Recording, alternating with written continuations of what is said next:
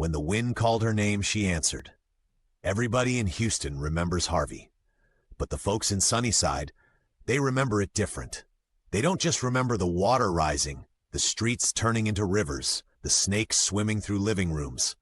They remember the screams. Tasha was 17 then. Her family's house sat on Scott Street, low ground, and when the storm hit, the bayou swallowed everything. The water came fast, black, smelling of oil and sewage. They climbed on the counters, then the roof, watching cars float like toys. That night, with rain smashing sideways and sirens wailing somewhere far, Tasha heard it. A scream. Not human, not thunder, something in the wind itself. It stretched across the night, sharp enough to cut her skin. Then it twisted, warping, until it spoke her name. Tasha! Her mama crossed herself. Don't answer it, she warned, voice shaking. That ain't the Lord. But curiosity pulled harder than fear. The next night, when the wind howled through the broken windows, Tasha whispered back, I hear you. The storm went quiet just for a second. We've got a show for you today. It's a groovy time.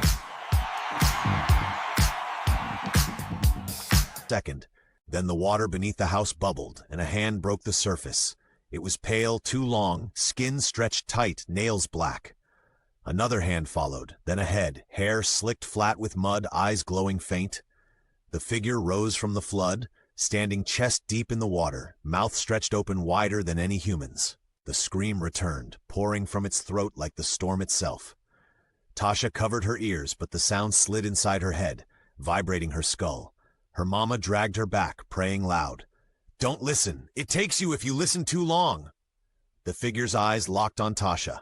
It pointed a dripping finger at her, then sank beneath the water without a ripple. Days later, when the rain stopped and the rescues came, neighbors whispered about seeing people walking into the flood at night. Not swimming, walking, like the water held them up, their mouths open, screaming with the storm. Some never came back. Years passed. Houston rebuilt. But whenever hurricane season came, Tasha still heard it. That same scream, curling in the gusts before the rain. By 23, she was living in South Park, working nights trying to ignore it. But one September, during another storm, the wind slammed her window and whispered to guests.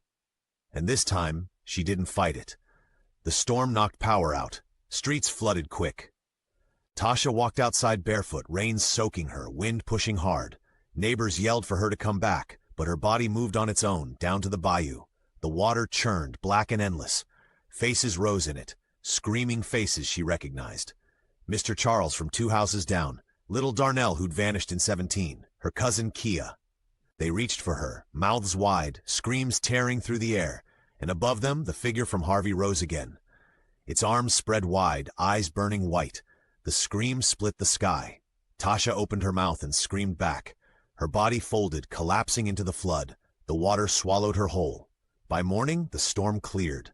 Folks found her mama crying on the porch, swearing she'd seen Tasha walking on the water, mouth open, voice part of the wind. Now every hurricane season, when the winds rip through Sunnyside, people swear they hear her. Not on the ground, not in the rain, but in the storm itself, screaming, calling new names.